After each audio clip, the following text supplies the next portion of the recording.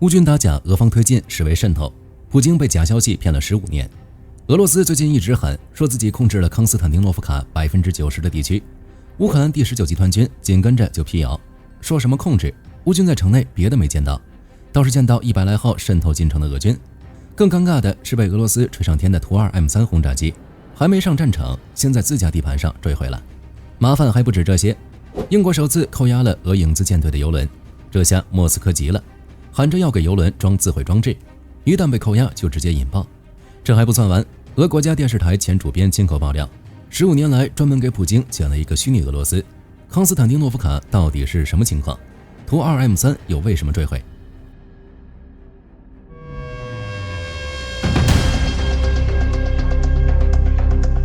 康斯坦丁诺夫卡是俄军这段时间瞄准的目标，只是他们好像搞错了努力的方向，不想着怎么啃下地盘，反而搞起了宣传战，一场又一场的宣传，比真实的巷战还热闹。我们先看他们是怎么宣传的。俄国防部最开始放出消息，说俄军已经完全控制康斯坦丁诺夫卡东部，并抵达其东北郊，被包围的乌军部队正缩在西南部和冶金厂厂区内，等待俄军的清剿。这还没完，紧接着俄罗斯又传来消息，说俄军在康斯坦丁诺夫卡解放了整整172栋建筑物，乌军损失40名军人。到了6月14日，俄国防部继续加码，声称过去24小时又收复了117座建筑物，多达90名乌军阵亡。这一连串消息放出来，俄方集体狂欢，甚至喊出了康斯坦丁诺夫卡90%的区域已经被俄罗斯掌控的豪言，还说城内的约1万名乌军士兵被压缩在狭小区域，后撤通道被彻底封锁。按照这些说法来看，康斯坦丁诺夫卡基本上已经姓俄了，乌军的末日近在眼前。可事情真的像俄方宣传的那样吗？说实话，俄方夸大宣传也不是一天两天了，之前格拉西莫夫还搞出过4次占领卢甘斯克的闹剧。所以火力军看到这些消息，第一反应就是你这消息保真吗？没办法，谁让俄罗斯前科累累。果不其然，俄罗斯这边刚宣传完，乌克兰就出来辟谣了。负责守城的乌克兰第19集团军司令亚历山大·巴库林直接戳穿了俄军的包围谎言，乌军根本没有被合围，后勤线仍在正常运转，各作战单位之间的协同也从未中断。巴库林还甩出了一组数据，2月份以来，仅在康斯坦丁诺夫卡这一个城市内，第19集团军就已经消灭了超过700名俄军人员，活跃在城内的俄军渗透人员大约为123人。不仅如此，这场规模有限的渗透最早可以追溯到2025年11月，当时大约有50名俄军趁着夜色和混乱成功潜入了康斯坦丁诺夫卡，各种情报渠道甚至一度传出了多达200人的说法，但最终乌军成功处理了那次危机，把渗透进来的俄军清理了个干净，局势重新稳定下来。所以这一次只听俄罗斯宣传，好像他们真的突破了乌克兰防线一样，实际上还是俄军屡试屡败的渗透套路。更让俄方尴尬的是，即便在俄方的叙事体系内部，占领90%的说法也站不住脚。朱利安·罗普克虽然是德国图片报的分析师，一向是站俄罗斯的，但是他放出来的口风是俄军目前至多控制了康斯坦丁诺夫卡大约40%的区域，40%和90%这中间可差了不少。不同的口径拉出来这么大差距，然而战场的局势不能只看嘴炮，还是要看实际的情况。真正的康斯坦丁诺夫卡战场究竟是什么样子？其实俄军最开始发动春夏攻势时，主攻方向应该不是康斯坦丁诺夫卡，他们最先是围绕利曼方向发动了一系列机械化突击，试图从东北方向切入斯拉维扬斯克，这是顿巴斯区域的铁路枢纽，拿下这里的好处不用多说，问题是俄军的进攻卡住了，没有取得任何实质性进展，于是俄军不得不退而求其次，临时调整进攻方向，把主攻目标转向了康斯坦丁诺夫卡。根据 ISW 的分析报告来看，俄军在康斯坦丁诺夫卡方向投入了2个大型战术集群，第一个是巴赫穆特战术集群，这支部队主要由俄军第3军团组成，隶属于南部军区。他们的进攻路线是从康斯坦丁诺夫卡以东的斯图波契基出发，拿下辛德米特里夫卡的南部，然后沿着 T0504 的红军村至巴赫穆特公路，一路朝康斯坦丁诺夫卡火车站方向推进。不过他们一直没能拿下火车站。第二个是托列茨克战术集群，这支部队隶属于第8集团军，他们从康斯坦丁诺夫卡以南的伊利尼夫卡出发，直至城市的西北到西南一线。这2个战术群的前沿突击部队最近的时候相距只有大约2公里，也就是说2股俄军正在从2个方向同时挤压乌军的防线，试图在城区中部完成合拢。乌军已经摸清了俄罗斯的战术，巴库林透露，俄军以小股步兵群行动，透过乌军作战编队之间的空隙对城市进行渗透，说白了就是钻空子。从整体来看，俄军的行动很明朗，大部队在外围压阵，小股部队钻进去搞破坏，思路很清晰，但是实践下来数字实在不太好看。据 Deep State 的数据，上一周在康斯坦丁诺夫卡和斯图波奇基之间，俄军只占领了 0.25 平方公里，之后战线就没有变化了。一周推进 0.25 平方公里，这就是俄军口中的赢吗？至于他们口中的推进，其实差不多可以等同于停滞。所谓的战果，更多还是对灰色地带的巩固，也就是把已渗透的区域做实，而非真正意义上的推进。再结合整体战局来看，俄军的行动更是不够看。我们要知道，虽然这次是紧急调整了进攻方向，但是康斯坦丁诺夫卡这座城市早就被俄罗斯盯上了。他们从2025年夏季就开始打这座城市，当时俄军刚拿下恰西夫亚尔和托列茨克，就迫不及待地朝着康斯坦丁诺夫卡扑了过来。到了2025年10月，俄军首次渗透进了这座城市。从那个时候算起，到现在已经打了大半年。然而，根据 ISW 的数据显示，俄军在城内的实际控制面积大约占了 12.69%。更要命的是时间线，俄军给这轮攻势设了个最后期限，2026年5月必须拿下康斯坦丁诺夫卡。结果5月早就过完了，城市还在乌军手里。基于这些情况，也不怪俄军夸大宣传，毕竟上面扔下来的任务没完成，只能赶紧打打嘴炮，告诉顶头老大，不是没打下来，是快了，就差一步之遥。至于这个一步到底有多大，懂的都懂。为了达到宣传效果，他们利用 AI 生成了大量俄军在城内活动的视频素材，目的就是夸大自己在城内的存在感。然而乌克兰这边也不会干等着，对他们来说，俄军这波操作很熟悉，就是在复刻当初打红军村的套路。当时的乌克兰面对渗透战术有些措手不及，才让俄军钻了空子。但是现在的乌军吸取了红军村的经验教训，怎么可能让曾经的剧本再次上演？所以综合来看，俄军口口声声喊着要拿下康斯坦丁诺夫卡，那还太早了。至于他们奢望的拿下这座城市，然后实现对整个堡垒带的突破，也就是彻底撕破包括克拉马托尔斯克和斯拉维扬斯克在内的乌克兰城市防御体系，那就更不可能了。地面攻势被打假，我们抬头看看天空，那更惨不忍睹。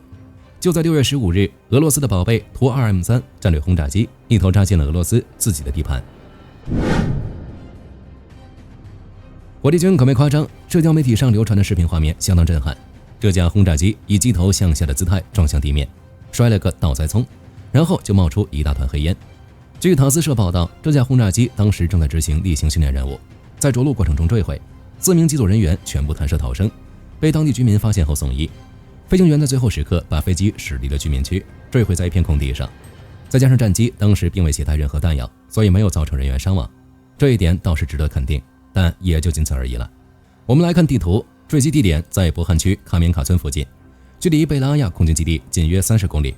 而贝拉亚基地恰恰是图 2M3 的主要部署基地之一。也就是说，什么着陆过程都是虚化，最有可能的是这架轰炸机刚从基地起飞不久就出了问题。至于是什么问题，伊尔库茨克州州长科布泽夫在社交平台上透露，初步判断坠机原因是发动机故障。更扎心的是，这已经是2022年全面战争爆发以来俄罗斯损失或受损的第24架图 2M3 轰炸机，其中损失最惨重的莫过于2025年的时候，乌克兰发动了蛛网行动。在那一场行动里，乌克兰对奥连亚、贝拉亚和贾基列沃3处空军基地发动大规模无人机袭击，多达12架图 2M3 被摧毁。此外就是伊尔库茨克这个地方，这个地方可能多少有点说法。2024年的8月和2025年的4月，先后2架图 2M3 在这里坠毁，然后就是这一次事故。这已经是伊尔库茨克第3次迎接坠毁战机了，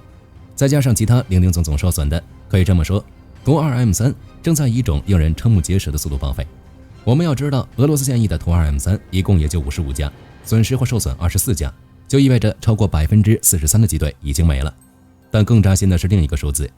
，2022年全面入侵开始时，俄军真正具备飞行作战能力的图 2M3 大约只有29架。在经历前面的损失，俄军能飞的图 2M3 可能只剩下7到8架了，甚至这还是保守估计。剩下的这些家底状态究竟如何也存疑。其实我们扒一扒这架飞机的底细，就会发现这架飞机能飞到现在本身就是一个奇迹。我们先看看这款飞机的光荣履历：1977年首飞，1989年服役，1993年停产。最后一架下线的时候，普京还没当上总统。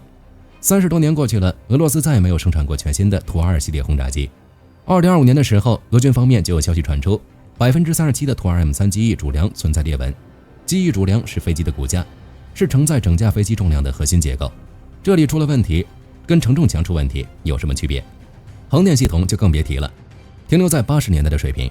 结合这次事故爆出来的发动机故障，再看这架轰炸机，火力军很想问一问，有哪里是没问题的吗？这还算什么战略轰炸机，就是一副长了翅膀的棺材。俄军自己也知道问题严重，他们曾试图通过改进型图 2M3 来延长寿命，2018年就开始测试了，结果战争消耗了大量资源，发展极其缓慢，到底能不能产出来，还要打一个大大的问号。那修一修总行吧？那问题来了，俄乌战争爆发后，俄罗斯面临种种制裁，零部件供应越来越困难，再加上原装生产线关闭，这还怎么修？所以对现在的图 2M3 来说，根本不敢受伤，哪怕是轻微损伤，也可能导致整架飞机永久报废，毕竟没有零件可换。比这些更要命的是，这些冷战古董正在被超负荷使用。图 2M3、图 9MS 和图160本来应该是俄罗斯核三位一体中的空击战略力量，专门负责战略威慑，结果在乌克兰战场上，俄军把他们当成驴来用，每天发射巡航导弹，每天出动，每天磨损。这种超负荷的使用方式必然导致战机的快速损耗，那出各种各样的问题也在所难免。这大概就是2026年俄罗斯空天军最真实的写照，都不用乌克兰出手，自己就能把自己刷下来，地面天空都有说不完的麻烦。但是最离谱的是，普京可能根本不知道这些事。别觉得火力军在开玩笑，这件事还是俄罗斯国家电视台自己人爆出来的，主角是德米特里·斯科罗布托夫。这个人不是一般的内部人士，他2000年入行，2006年当上 VST 的主编。这个节目算是俄罗斯国家电视台俄罗斯1频道的王牌新闻节目。那个时候他才26岁，他在俄罗斯国家电视台干了10几年，对这套系统的运作方式了如指掌。最关键的是，他曾经是普京的坚定支持者，后来因为跟领导层闹翻，导致被解雇。一个曾经站在体系内部，曾经拥护普京的人，现在站出来揭老底了。斯科罗布托夫透露，在他任职期间，电视台内部有一个代号叫主观众的秘密项目，每天晚上8点常规版 VST 播出之后，整个制作团队会留下来，再做一个完全不同的版本。这个版本只给普京一个人看，哪些新闻保留，哪些删掉，哪些地方要美化，全部有相应的指令。目的就是向普京展示，看我们的俄罗斯多么完美，进而拍普京的马屁。我们有这么美好的俄罗斯，当然是因为我们有你，普京是一个多么好的总统。而且这个项目的开始时间，可能很多人都想不到，2011年。这一年，莫斯科爆发了博洛特纳亚广场大规模抗议，数万人走上街头要求公平选举，这是普京执政以来面临的最大规模国内示威。这件事可把普京身边的人吓坏了，所以他们端上来的应对手段就是欺骗普京，把普京与真实事件隔绝。这也意味着从2011年开始，普京就被关进了一个信息茧房，而且是他的亲信们亲手关的。俄乌战争爆发之后，这个信息过滤系统变得更加极端，对普京的前线报道是在2022年4月之后才开始被审查的。因为在那个月，乌军用海王星反舰导弹击沉了俄罗斯黑海舰队的旗舰莫斯科号巡洋舰。据乌克兰在线新闻和分析平台对话点 UA 报道，莫斯科号沉没之后，普京在大约1周左右的时间里，压根儿没有收到完整且真实的事故报道。这中间最离谱的是，常规版本的 VST 本身就是被过滤的版本，普通俄罗斯人看到的就是被过滤的新闻，而普京看到的是在过滤的基础上再次过滤的版本。所以普京活在2个过滤层之后的平行世界里，这就能解释很多事情了。为什么俄罗斯在战场上屡屡受挫，莫斯科的决策却总是慢半拍？什么康斯坦丁诺夫卡的实际情况跟俄方宣传差了10万8千里？因为汇报给普京的那个版本，可能真的就是俄军已控制该地90%区域，所以克宫还沉浸在一切顺利的美梦里，因为他们可能真的不知道到底现实是什么样。或许他们隐隐约约有察觉，但比起现实，还是梦里更美好，因此甘愿沉沦，不愿苏醒。然而他们总要醒的。就在这几天，英吉利海峡那边出事了，这次动手的英国直指俄罗斯的前太子影子舰队。据英国国防部发布的官方声明，英国皇家海军陆战队第42突击队在英吉利海峡拦截了一艘名为斯麦托斯号的油轮，这还是英国首次对俄罗斯影子舰队动手。陆战队员们在夜间登船，整场行动持续了大约6个小时，护卫舰和扫雷舰在外围盯着，直升机在空中盘旋，皇家空军 P8 巡逻机全程监控。一名印度籍船长被当场逮捕，罪名是违反制裁条例。其实早在3月的时候，英国就授权军方拦截影子舰队船只，但从授权到真正动手中间隔了将近3个月。这段空窗期里，大量影子舰队油轮依然在英吉利海峡畅通无阻。唐宁街10号一度被批评光说不练，现在英国真的动了手，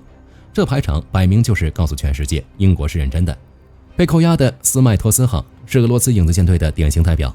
在过去几年里，这艘油轮多次更换船主和管理方，2025年2月之后，甚至连船名都改了，船旗也从一家换到另一家，最终挂上了喀麦隆的牌子，但干的活跟喀麦隆没有半毛钱关系，被英国扣下的时候，他刚从俄罗斯的乌斯基卢加港装完原油出来，准备运往埃及。乌克兰早在2025年12月就把这艘船列入了制裁名单。英国动手的时候，他已经被欧盟、瑞士、英国和加拿大同时列入了制裁名单。英国这一动手，俄罗斯原地破防。俄罗斯联邦委员会议员、前国家航天集团负责人德米特里·罗戈金当天就跳出来回应，但是他的回应让人看完直摇头。这位老兄的态度很简单：你们扣押我们的油轮是吧？那行，我们可以给我们的油轮配备炸药。油轮一旦偏离航线或者被强行拖入港口，我们就下令引爆。到时候石油泄漏引发生态灾难，那就不关我们的事。按照他的逻辑，只要俄罗斯按他的说法炸上几次，就能把欧洲国家炸清醒，再也不敢扣押他们的船，任由他们大摇大摆地四处卖油。罗戈金想得很爽，但他似乎忘了船上还有船员。